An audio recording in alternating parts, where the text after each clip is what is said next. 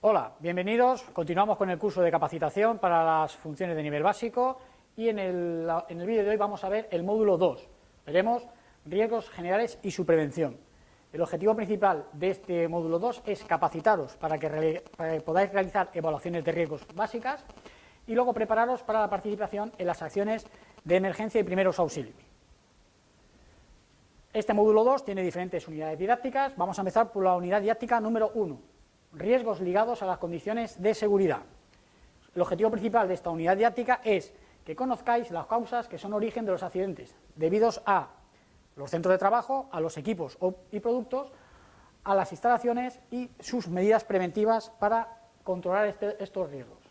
Bien, veremos qué elementos de los lugares y las superficies de trabajo pueden generar riesgos, los riesgos que pueden generar las herramientas, los riesgos que pueden generar las máquinas y los riesgos que genera la electricidad. Muy bien, empezamos por lugares y superficies de trabajo. Bueno, os quiero recordar que hay un reglamento que establece, el 486, que establece las condiciones que deben de reunir los diferentes centros. Entonces, lo principal que debéis tener en cuenta es que el orden y la limpieza en los centros es un elemento muy básico que puede prevenir muchísimos accidentes. Muchos accidentes son fruto de la falta de orden y limpieza en los centros de trabajo. Con unas condiciones elementales de orden y limpieza reduciríamos notablemente lo que son los accidentes de trabajo. Bien. Las herramientas es otro de los elementos que producen bastantes accidentes. Importante, ¿qué debéis saber? Que las herramientas hay que utilizarlas adecuadamente y para lo que están diseñadas. Es muy importante que se lea el manual de usuario de las herramientas en este caso. Es decir, la herramienta está diseñada para un cierto trabajo y siempre que no se utilice para ese trabajo diseñado, existirá el riesgo de que se materialice un accidente. Las principales causas que generan lesiones por el manejo de herramientas son, como he dicho anteriormente, un uso inapropiado, un uso para el que no están diseñadas, una adecuación de la misma para el trabajo, es decir, pues no tengo un destornillador, utilizo una lima para hacer una palanca. La lima no está diseñada para hacer ese tipo de trabajo, puede partir y generar un accidente, ¿vale? Herramientas defectuosas. Es muy importante la revisión de este tipo de equipos, de estas herramientas. Las herramientas han de revisarse antes y después del trabajo, por si al finalizar el trabajo han tenido algún defecto que pueden provocar un accidente a posteriori. Hay que transportar correctamente las herramientas y hay que almacenarlo de una forma correcta. Por ejemplo, me viene un caso, es cuando abrimos los armarios de los vehículos, el tener reducciones, bifurcaciones y lanzas de una forma poco ordenada dentro del armario puede provocar que al abrir ese armario esa herramienta se desprenda y nos provoque un accidente por un golpe contra el elemento que cae en cuestión, ¿vale? Como he dicho anteriormente, las herramientas hay que utilizarlas para cada trabajo. Si no tenemos una herramienta adecuada a ese trabajo, se paraliza el trabajo y se busca la herramienta más adecuada. Otro ejemplo, las bombas peristálticas que tenéis en los parques están diseñadas para un cierto tipo de trasvase de fluidos. No utilizamos cualquier tipo de bomba. Pues esto es un ejemplo. Hay que conservar las herramientas en buenas condiciones, como he dicho anteriormente, llevarlas de una forma segura y guardarlas de una forma ordenada. Sobre todo es muy importante que al finalizar la tarea se limpie la herramienta y se vuelva a dejar en su ubicación habitual. Las máquinas. Bueno, este es otro de los elementos que puede generar accidentes y debéis de saber que las máquinas deben de ser seguras. Para que sean seguras, ya vimos en anteriores módulos el famoso marcado C.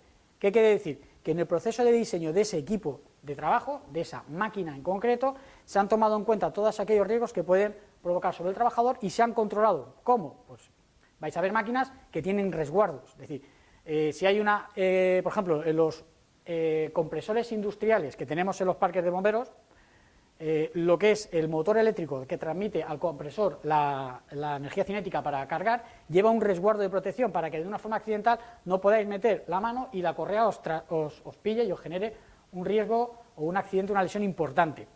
Es importante que estos resguardos, los dispositivos de seguridad de las máquinas, no sean puenteados ni manipulados. En el momento que haya un problema con una máquina, hay que comprobar el manual de usuario para ver qué es lo que le pasa a la máquina y si no, se pone fuera de servicio y se llama al servicio técnico para que la vuelva a poner de forma operativa, ¿vale? Vamos a ver una serie de peligros que suelen generar lo que son las máquinas, los peligros mecánicos, como veis aquí, elementos móviles, elementos de transmisión, la proyección de ciertos elementos, la proyección de material trabajado. Por ejemplo, cuando trabajáis con la cizalla, al cortar un montante de algún vehículo puede salir proyectado algún elemento, por eso es importante que las cizallas que tengan resguardos o viseras de protección estén en perfectas condiciones, y eso se consigue con el mantenimiento del equipo. Las máquinas pueden generar un riesgo eléctrico, como por un contacto eléctrico directo o indirecto, es decir, la electrobomba que utilizamos en los siniestros, si no está correctamente mantenida, puede generar una derivación y eso provocar al bombero un accidente eléctrico de tipo indirecto. Por eso, al finalizar los achiques, hay que revisar todo el cable de la electrobomba para comprobar que no haya ningún problema. Existen también riesgos térmicos, es decir, herramientas que cogen temperatura porque trabajan por fricción, pues esas hay que tener cuidado al manipular ese tipo de herramientas.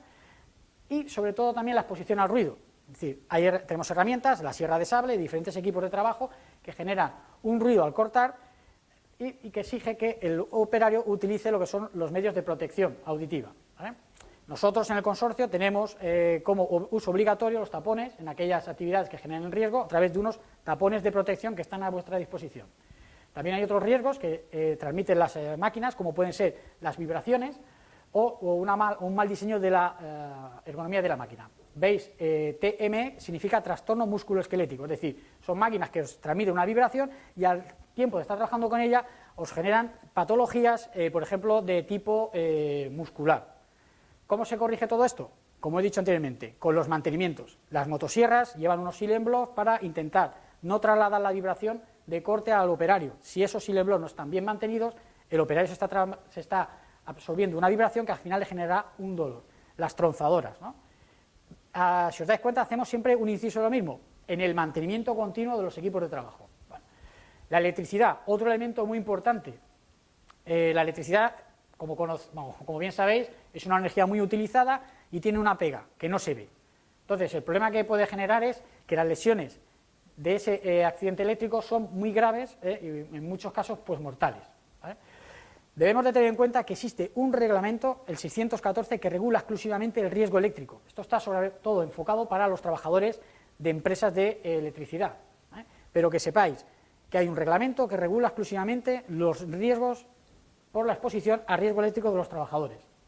¿Qué debéis de saber en este aspecto? Porque la electricidad puede llegar a nosotros a través de dos formas básicamente. De un contacto eléctrico directo, es decir, estáis en contacto con un elemento que está en tensión y de una forma accidental accedéis a ella, ¿vale? O puede ser un contacto eléctrico indirecto, es decir, por un fallo de aislamiento del equipo hay una derivación y una carcasa que en teoría no tenía que tener tensión, la tiene, y en ese momento genera lo que es el contacto eléctrico con las posibles lesiones que puede provocar, ¿vale? Existe una serie de sistemas de protección para los diferentes tipos de contactos. En el caso del contacto eléctrico directo las técnicas de protección son la separación, las corrientes de distribución, las líneas de distribución, si os fijáis, pues tienen esas dimensiones para separar lo que es el conductor del posible contacto. Importante tener en cuenta que cuando utilicéis el brazo articulado o la autoescalera podéis acceder a esas líneas, entonces hay que tener muy en cuenta ese riesgo, ¿vale? El aislamiento, estáis viendo que ya en líneas de media tensión ya se están utilizando cables protegidos, es el aislamiento que se suelen poner. La interposición de obstáculos, si entráis en algún centro de transformación veréis las celdas y una serie de resguardos que impiden que el operario acceda directamente a zonas que tienen tensión.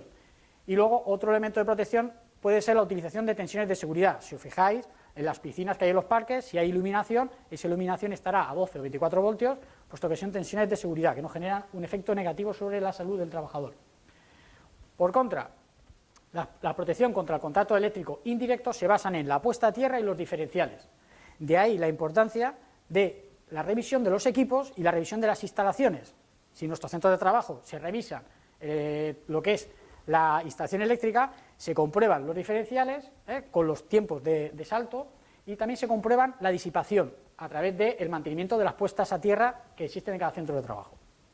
Bueno, y por terminar, me gustaría hacer un inciso de las 5 reglas de oro que existe en la electricidad y que en nuestro caso pues debemos de conocer, pero para bomberos vamos más enfocados en otro sector, ¿vale? Las 5 reglas de oro básicas son: debéis de tener en cuenta que cualquier conductor debéis de tener la previsión de que está en tensión.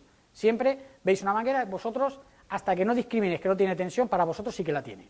Entonces, las 5 reglas de oro son muy básicas. Primero, se corta la tensión. se bloquea, es decir, el magnetotérmico diferencial que alimente a esa línea se bloquea y se señaliza, se comprueba que no hay tensión, ¿vale?, para que no pueda haber una falsa alimentación, luego se pone en cortocircuito el sistema para que no haya una retroalimentación por otro sistema que vosotros no conozcáis, y por último se señaliza y se baliza la zona de trabajo. Con esas 5 reglas de oro que se establece en el reglamento 614 sobre el riesgo eléctrico, el riesgo está controlado. Bueno, pues sin más, nos vemos en el siguiente vídeo.